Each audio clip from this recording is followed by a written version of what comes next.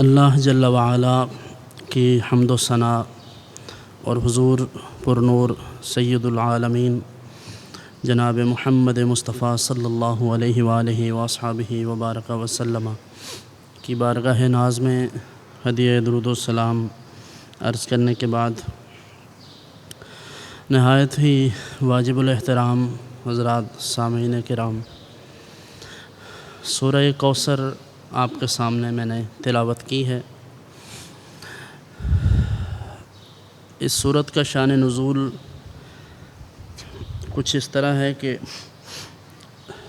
رسول اللہ صلی اللہ علیہ وآلہ وسلم نے جب حضرت ام المومنین سیدہ خدیجۃ الکبریٰ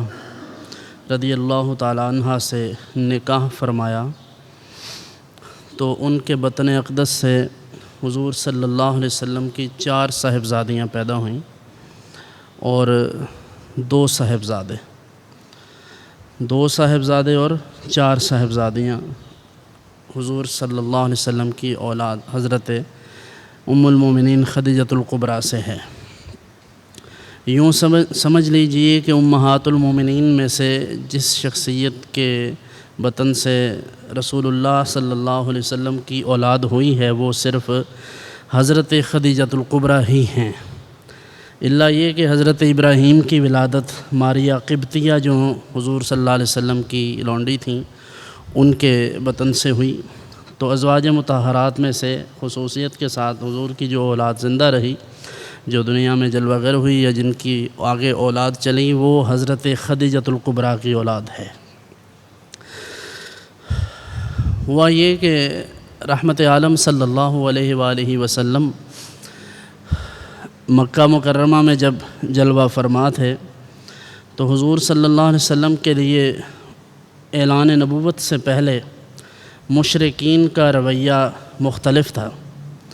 کفار و مشرکین اعلان نبوت سے قبل حضور کی بڑی عزت کرتے تھے، احترام کرتے تھے، حضور کے اس منصب کا خیال رکھتے تھے جس میں آپ جانتے ہیں کہ حضور کو صادق اور امین کے لقب سے اس وقت بھی وہ یاد کرتے تھے۔ تو یہ حضور کا کردار مبارک تھا جس کے سبب وہ لوگ اتنی عزت احترام کرتے، لیکن ابھی تک کچھ لوگوں کو یہ اندازہ نہیں تھا، بلکہ ان کی اکثریت کو، کہ یہ نبوت کا اعلان فرمائیں گے اور ہمارے بتوں کے متعلق اور شرک کے اس کلچر سے متعلق کچھ ایسی باتیں بھی فرما دیں گے جو ہمارے لیے ماننا مشکل ہو جائے گا۔ تو جو لوگ پہلے بڑی محبت اور عقیدت سے اور احترام سے پیش آتے تھے، جیسے ہی حضور انور صلی اللہ علیہ وآلہ وسلم نے اعلان نبوت فرمایا، یعنی یہ فرما دیا کہ میں اللہ کا نبی ہوں، تو اس کے بعد جو پہلے عزت اور احترام سے پیش آتے تھے پھر وہ بدتمیزی پر اتر آئے اور مخالفت کی جو بھی حد کسی کے پیش نظر ہوتی ہے ان ساری حدوں کو انہوں نے توڑ دیا۔ اس نام میں اللہ کی حکمت وہ قادر مطلق ہے، اس کی حکمتوں کو ہم اور آپ جان تو نہیں سکتے، نہ سمجھ سکتے ہیں کما حق ہو کہ اس کے کس کام میں کیا کیا حکمتیں پوشیدہ ہیں۔ تو رحمت عالم صلی اللہ علیہ وسلم کے دونوں صاحبزادے یکے بعد دیگرے بچپن میں ہی فوت ہو گئے، دنیا سے چلے گئے۔ جیسے ہی بچے فوت ہوئے تو اب جن مشرکین کو بہت زیادہ ٹینشن تھی اس بات کی کہ یہ نیا دین لے کر آ رہے ہیں، نئی باتیں کرتے ہیں، ہمارے بتوں کو برا بلا کہتے ہیں اور شرک کا قلع کما کرنے آئے ہیں، تو انہیں یہ تسلی اور تشفی ہونے لگی کہ چونکہ ایک انسان کے لیے زندگی میں اس کا سہارا اس کی اولاد ہے اور اس کے نظریات، عقائد اور اس کے رسم و رواج اور اس کی تمام جو بھی چیزیں ہیں اس کی زندگی میں جو اس نے جاری کی ہیں، تو اس کی اولاد ہی اسے لے کر آگے چلتی ہے۔ تو چونکہ اب ان کی اولاد نرینہ تو باقی رہی نہیں، تو بیٹیوں سے تو نسب چلنے نہیں والا، اس لیے وہ بغلیں بجانے لگے کہ واہ اب ہمارا کام آسان ہو گیا، کیونکہ جیسے ہی یہ دنیا سے جائیں گے، ظاہر ہے 70-80 سال جو ایک عام عمر ہے، جب اپنی طبعی موت دنیا سے یہ تشریف لے جائیں گے اس کے بعد، تو ان کا تمام دین کا معاملہ ادھر وہیں کا وہیں ختم ہو جائے گا۔ جب یہ ساری سازشیں اور بدتمیزیاں اور ان کے یہ جو خوشی کے شادیانے وہ بجا رہے تھے، یہ عروج پر تھیں تو ادھر خاطر اقدس پر ملال تھا کہ حضور انور صلی اللہ علیہ وسلم کے لیے یہ ساری چیزیں، تمام تکالیف اور ان کی طرف سے بدتمیزیاں، اور پھر اوپر سے یہ طنز و مزاح اور یہ ان کی جو ہنسی تھی، یہ حضور علیہ الصلوۃ والتسلیم کے قلب اطہر پر بہت بڑا بوجھ تھا۔ اللہ رب العالمین نے ایسے میں اس سورہ مبارکہ کو نازل فرمایا کہ محبوب آپ کو پریشان ہونے کی ضرورت نہیں، انا اعطیناک الکوثر۔ یہ تو کہتے ہیں کہ آپ کے دونوں بیٹے یکے بعد دیگرے دنیا سے چلے گئے، لیکن اے محبوب ہم نے آپ کو خیر کثیر عطا فرمایا ہے۔ عبداللہ ابن عباس کہتے ہیں کہ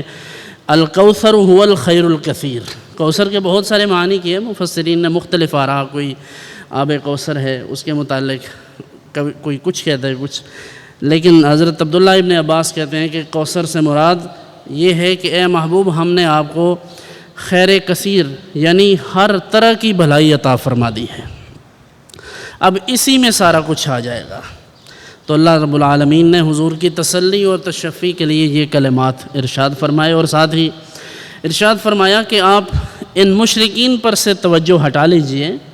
ان کی طرف دھیان نہ دیجئے، بلکہ فصل لربک وانحر، آپ اللہ کی بندگی کیجئے، نماز ادا کیجئے اور اس کی رضا کے لیے یعنی اللہ کی رضا کے لیے قربانی کیجئے۔ ان شانئک ھو الابتر، یہ جو آپ کو کہتے ہیں، یہ چونکہ عاص بن وائل کہتا تھا کہ رسول اللہ صلی اللہ علیہ وسلم کے متعلق کہ ان کے صاحبزادے تو دنیا سے چلے گئے ہیں، تو اب ان کی گویا کہ نسل ختم ہو گئی۔ اللہ رب العالمین کو یہ بات بھی پسند نہ آئی، تو اللہ نے فرمایا کہ محبوب جو آپ کو مقطوع النسل کہتے ہیں، جن کا یہ خیال ہے کہ آپ کی نسل ختم ہو جائے گی،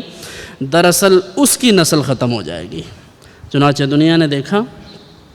اور یہ دستور میں پہلے بھی کہا کرتا ہوں کہ اللہ کے نبیوں کو عام لوگوں کی طرح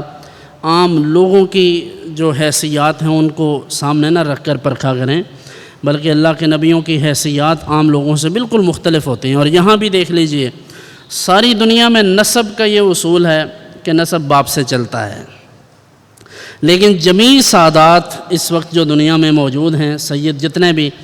ان سب کو جو نسب کا شرف ہے تو وہ حضرت سیدۃ النساء سیدہ فاطمہ الزہرا سلام اللہ علیہا ان کی خون کی وجہ سے ہے، وگرنہ اگر یہ نسب کا مسئلہ حضرت خاتون جنت کی وجہ سے نہ ہوتا تو پھر حضرت علی المرتضیٰ کرم اللہ وجہہ الکریم نے جو حضرت خاتون جنت کے وصال کے بعد جتنے نکاح کیے ہیں، ان میں سے جو ان کی اولاد ہیں ان کو سید آپ نہیں کہہ سکتے،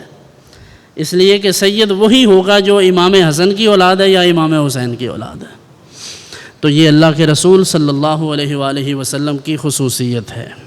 تو رسول اللہ صلی اللہ علیہ وآلہ وسلم کو اللہ رب العزت نے یہ اعزاز عطا فرمایا، اور ساتھ ہی یہ تسلی بھی عطا فرمائی کہ آپ کو پریشان ہونے کی ضرورت نہیں ہے، جو آپ کو مقطوع نسل کہے حقیقتاً اس کی نسل کا خاتمہ ہوگا، اور وہی ہوا چند سال کے بعد۔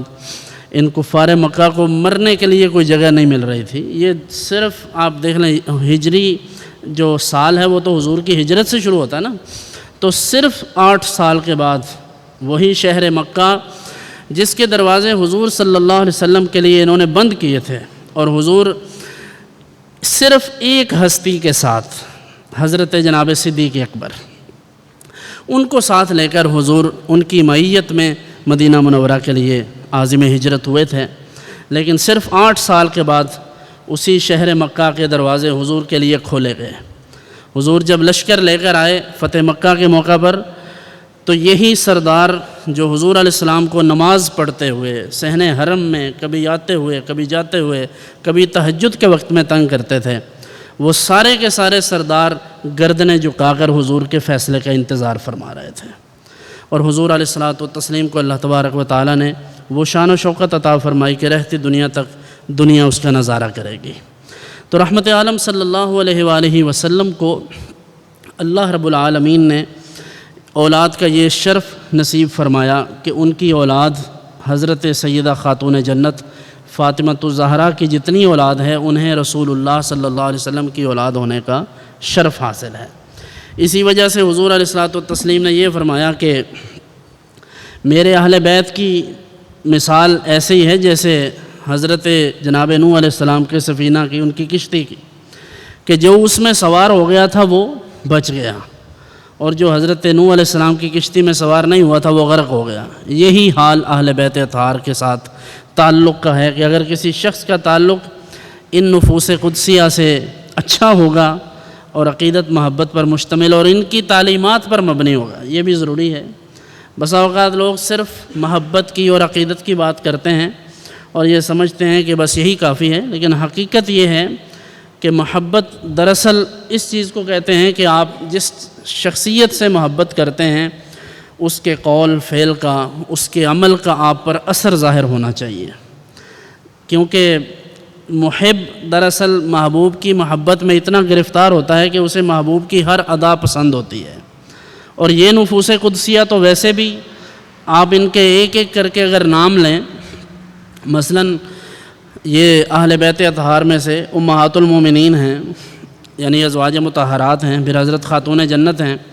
تو دنیا جہان کی عورتوں کے لیے ان خواتین کا طرز عمل ایک رول ماڈل کے طور پر ان کو سامنے رکھا جائے تو ان کا طرز عمل ہمارے اس معاشرے میں بھی خواتین کے لیے ذریعہ نجات ہے، آج کے دور میں بھی۔ اسی طرح حضرت امام حسن مجتبیٰ ہیں، حضرت جناب مولا کائنات علی مرتضیٰ ہیں، حضرت امام حسین ہیں رضی اللہ عنہم اجمعین۔ ان تمام نفوس قدسیہ کا طرز عمل دیکھ لیجئے، ان کا طرز بود و باش دیکھیے، ان کا طرز تکلم دیکھیے،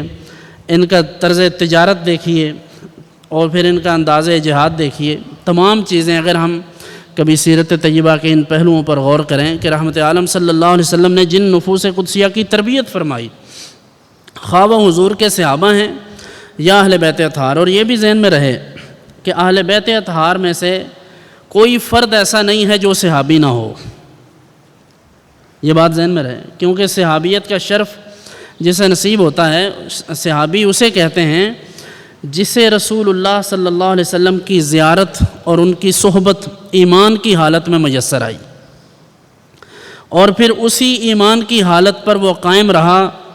تاں کہ اس کا موت کا وقت آ گیا، یعنی مرتے دم تک جو اس پر قائم رہا اسی کو ہم صحابی سمجھیں گے۔ اور یہ تمام اہل بیت اطہار جتنے بھی ہیں یہ صحابی بھی ہیں، ان کے لیے تو صحابیت کا شرف بھی ہے، لیکن جو صحابہ کرام علیہم رضوان ہیں ان کے لیے اہل بیت اطہار والا شرف نہیں ہے، کیونکہ ان میں سے اکا دکا لوگوں کو حضور نے یہ شرف بخشا ہے،